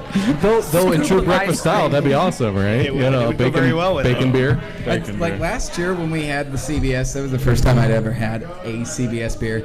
And there were a couple people who asked me if it stood for Canadian Bacon Stout. And I said, no. Absolutely. No, it doesn't. No. Canadian Yes, Bacon yes, it Stout. does. Yeah. So I wish. So this one, just right off the get-go, should be sweeter because of the maple Yes. syrup. And it was Michigan maple syrup. Is that right? Am I? I'm not 100% on that. See what it says. I think It's maple syrup. Yeah, aged all you in gotta barrels say. that Yeah, have it's all- Michigan maple syrup. Yep. Okay. And this is an 11.6, so Which it is should close to Canada. I mean, it's almost there. It's about a lake away. Exactly. Yeah. Oh, yeah. Yeah, it says pure Michigan maple syrup. Yep. Perfect. Cheers. Cheers. Right from the trees. I hate to spoil it, but I did have a little bit of this earlier, and it was amazing. So the joys of tapping them, I get to be the first one to try them. There you go. To me, the that is Quality amazing. control. the sweetness on that one is really prevalent. That's nice. I Like, like that's that. that's what hits you first is the sweetness, and then I get the boozy, and then I get the notes on there, the chocolate notes. The Yep. sweetness, I like that. Sweet is right up front. Yep. Yeah. So I don't. You've dealt a lot with all these bills and all that stuff. So there's a new word they're using, emergency. Have you heard that a lot lately? It's an emergency bill. This is what we need to do to save our lives. It's an emergency. I think on a national level we've heard that word a lot, so I think it's all trickling down. I think that the property tax issue, in my opinion, is Is it an emergency? I think it has been for a very long time, but Right. again, shifting that burden to other industries is not the way to. I mean, it's going to be a Band-Aid, honestly, and it's going to kill business. It's I gonna like how kill, you said that, Band-Aid. Yeah, it's going to kill jobs. It's going to kill business. It's going to create a whole different problem that, in my opinion, at least, has not been well thought out. Sure. Right. So this is not sustainable. This 345% increase not. of tax. There's no thought. Like, is there a sub bill that they're saying like, hey, let's just do half of that? I think that, again, in my opinion, that's what they'd like us to consider. But from a private business owner, a small business owner, any increase is too much. Well, The position of so our, the our last guild is any increase is too much. It's not our burden to bear Right. as an industry, and that's again, craft brewers. It's the alcohol industry. It's not the burden of the alcohol industry to bear the problems of the property tax issues. So the last increase in tax was 2004. That was the last time they actually did it. When was the last time they actually raised people's pay? The minimum wage. I guess- Interestingly, there are actually a couple of bills in there that talk about minimum wage increase. Yeah. As a percentage, People gotta pay I for it, believe, right? I believe as a percentage of the cost of living increase, and subsequently another bill that is for tipped workers. I don't know if you guys know this. For tipped workers would get an increase based on the minimum wage increase. So there are a couple of bills out there that in the Nebraska legislature that are talking about that right now. Which is great. Now they can pay more for beer. Which yeah, they got to pay for property tax and beer. Yeah. It's interesting, and those types of bills impact small businesses like ours. Well, and we've already gone through one on the restaurant end with the restaurant tax, the Omaha restaurant 2.5% restaurant tax. Sure. We caught flack about that for a long time. Because that was just a couple years ago, wasn't it? Well, it's been Yeah. it's been a while now. 3-4 but- years. Yeah. Oh, I would say it's probably It was closer recent, to though, around, yeah. Yeah, I mean, it's been a while. But they decided it wasn't going to last forever either. And It's still on our bills. Still here.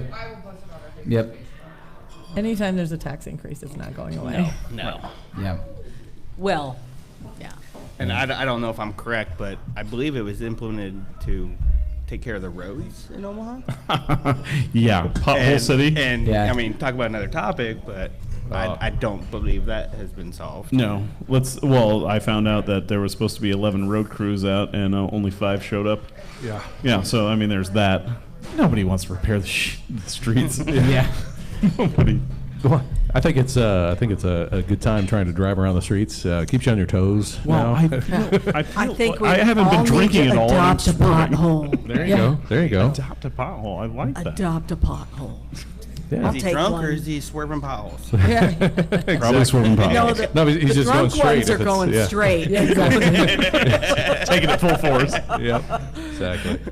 All right. Are we? So the last one I wanted to talk about was 734, and that's so Drew had asked about that one, and so you and I had just briefly touched base on that. Oh yeah, right before the podcast. bus Yeah, thing. the charter bus. Yeah. Charter Yeah. bus. Liquor control. The Nebraska Liquor Control You is have allowing. to get a liquor license if you go on a bus. Yeah. So Something like we that. didn't know a whole lot about it. I and don't know a whole lot about so- it, but I do believe that today, as it exists, that party buses don't actually have liquor licenses. So it's probably not technically legal to have open containers on said buses. A lot of, I think, is don't ask, don't tell. Again, And people do? I've heard. I've only heard. Yes, I've only heard. Yes. Only heard. Yeah. Only taking big yellow buses. I for think me- this is a big step, though. I mean, obviously it generates some revenue. Right. Sure, absolutely. To create those licenses, but then I mean, there are people who are who can be accountable for what happens on those buses, because a lot of times, you know, I mean, it's just sort of up in the air. So I don't know a lot about the bill, but I believe that's the genesis of it. Well, I think you know, from what I understood beforehand, even though it was probably not overly legal, I think it was if the people that were consuming alcohol did not have access to the driver, Right. such as sitting in the passenger seat, whereas charter buses you're not going to sit in. I mean, Right. you're behind the driver already, and the driver themselves was not partaking in the alcohol. Then it was fine, and they must have been looking the other way at that point. This is actually going to make it legal. I mean, you kind of perused it just briefly. I believe that's it, and then and, you know, it makes them accountable for people who might not be of legal drinking age on their bus. If somebody's on that bus that's maybe not legal drinking age, Yeah, then because they're- like when you come on the bus, are you checking IDs? You should. I would assume that you would have to. I mean, Yeah. I would tell Well, like you if it okay, was like me, and it was VIP my responsibility. limousine, you VIP bet. limousine, they got a bus. I'm sure they're doing it, but like when the big yellow school bus comes up that you rented for your bachelor party, are they checking IDs? No. Probably not. But No, if I probably had not. my, if I Maybe had they a just legal, assume. Yeah, they're like, if I had a oh legal yeah, they're with the wedding responsibility party. because it was my license, I'd be like, I You need would, to yeah. see your ID because 3/24 or whatever year it needs to be right now. Yep. Nope. You're gonna go. Yeah, for I sure. gotcha. That was the end of the legislative bills, unless you could think of any other ones that had to do with alcohol at all. Those are the ones that I had. and Yeah, those are the big ones, and I think you know, get involved. I mean, folks, it's a lot, and you know, without the great advice of our guild and our lobbyists, Pay attention to the bills. pay Well, attention and reach out to your senators. Don't be afraid to call their offices. Actually, the aides that answer the phones are super nice. Write a letter. Write an email. Yeah, send Do an it. email. Just be involved, be engaged, because that does matter to the senators. Absolutely. Senator Carol Blood has been a Oh, yeah. huge. And you guys have a beer. He's named not with after Blue her, right? Blood, is he? No. No, I didn't she, think so. She. Yeah. So, She, my fault. So we did a blood orange beer a couple years ago in her Awesome. honor when LB 1105 passed. Nice. Yes. Yeah. I want to have a beer with her now. She is so amazing, and she's so about small business. And it's not just beer. I mean, she's really about small business and what those can do for communities. Our brew pub in Papillion resides in her district. She sits on the General Affairs Committee, among others, but the two bills, 1105 and 632, were both heard in front of the General Affairs Committee, as 723 will be heard tomorrow. Okay. Is heard in front The of the reduced excise tax, reduced to- excise to tax will be remind heard in people front that of the was- General Affairs Committee. Yep. And she's just really, she takes her time, she does her research, she asks the right questions about why this bill makes sense or why it doesn't make sense, depending on her position. So she's been a huge supporter of ours along the way. So, you know, just give her kudos for that. But She gets my crisp high five. absolutely, for sure. Is there a website that has like an executive summary of all of these bills So and here- what they mean to people? I was actually just going to bring that up. So when I was doing research on this, you can actually look up, if you do like Nebraska legislative bill, whatever, you can search by each legislative bill. Now, I know that legislative bills by nature are boring to read, but they Right. 76 pages, is that Yes. what you said? Yes. 76-page document, and like I said, you can go to all people need to know www.worldtrack50.com. is, what does it mean to me? Right. That's all they Yep. need to know. They kind of descript it on the first and second page, but like There's the intent pages. there's the intent, but then Yeah. there's a lot more beyond that. Yeah, you so really it's- have to read the 76 pages. Even if you go to the legal document pages, the Nebraska legislative bill pages, they do have the intent, and that gives you a brief summary. It doesn't have every single thing that's going to be in that bill, but it has most of it. So Absolutely. you can read that half-page document and get a general. or feel just go to for it. Reddit, you know. Yeah, just check out go the to comments. Reddit. Yeah, exactly. Well, I think we're winding down on everything. Is there Yeah. anything anyone wanted to bring up before we close down on things? Vote no. For me, places like this, you guys do an amazing job with your beers, with what you do. It's not just about the beers that they bring in. It's the care that they give the beer, how they clean their glassware, how they train their servers, Using the right glassware. using the right glassware, how their buyers are understanding what the beers are and what their consumers want. I mean, Growler USA has been a leader for sure. us That in is our doing those true to kinds the of brew things. standard. Yeah, and so Do you guys like, go through kudos Cicerone to- classes? We do. Not everybody is completely Your point through it though. But yeah, we had to pass it. Oh Yep. my God! By this, Yeah, no, passed it by my fingernails to get into it. But both Mom and I Better are. than the hair on my chinny chin chin. We are certified beer servers, which is a great title. I have a button. And that's, There you go. I know you It's get a nice little pin. We require do. all of our servers and bartenders in both of our I would. locations to be beer server certified. It's important. Promote it, yeah. It is It literally is. what we do, and so we appreciate places like Growler USA that do those things and take that extra care. Again, not just with their servers and their education, but how they clean their glassware and using the right glassware. Well, right? and when a customer comes in and it says, "Hey, I like this type of beer," and you go, "Oh, I know what you got." You know, like Right. I can get you Or why do you because you've serve it in tasted that kind already. of glass? Why is it in this kind of glass and not that kind of glass? Yeah. And, Mhm. and the Exactly. server Right. can explain that. That's a big deal for people who. It is are- amazing what glassware can do. our crafted the longest beer. draft Yeah. line is 27 feet. Oh, that's our amazing. shortest is 7. Oh my gosh. Nobody's got that. I mean, the Nobody has taps that. go right into the side of the cooler. every time a keg blows, it's cleaned and then replaced with something brand new. Yep. Yep. Yep. Hot Let's diggity do it dog. right. Yep. I want to give thanks to you guys as well. Yeah, thanks for having us. For hosting us tonight. Yeah, we We're on appreciate stage. that. Like, Dying to have this you. is the first time we've been Tell on a you- stage. This is kind of cool. Trying to get you I guys. know. Well, so when we first had talks, and I said, "Oh, yeah, we want to come to you guys.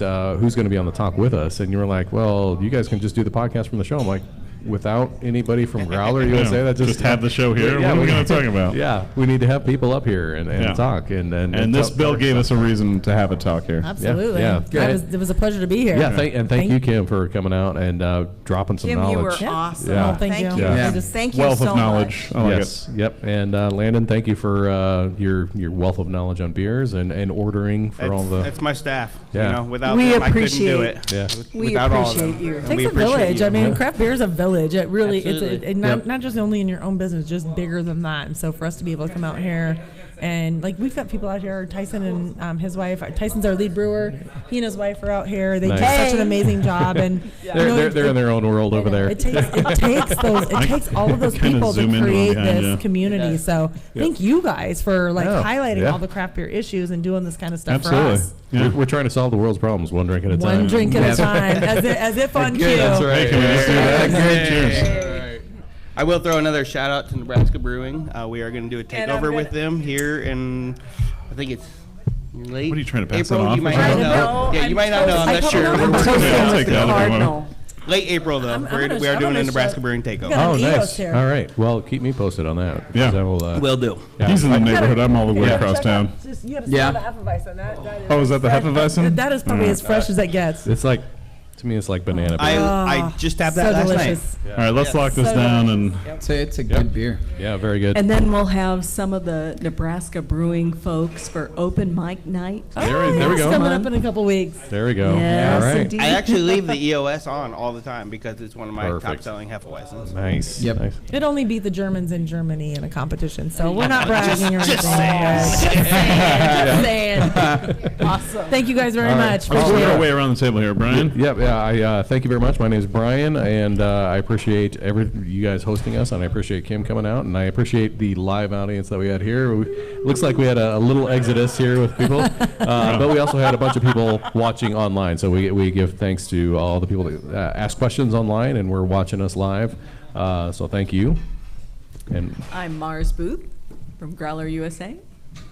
My name is Alex. I bartend, serve, do whatever they need everything around here. necessary. Yep. Yep. Yep. Kim Kavulak, my title on my business card is the chick that makes Stuff happen. happened. Stuff happen. Perfect. Hey, we made it a whole episode. Yeah, we did. I know.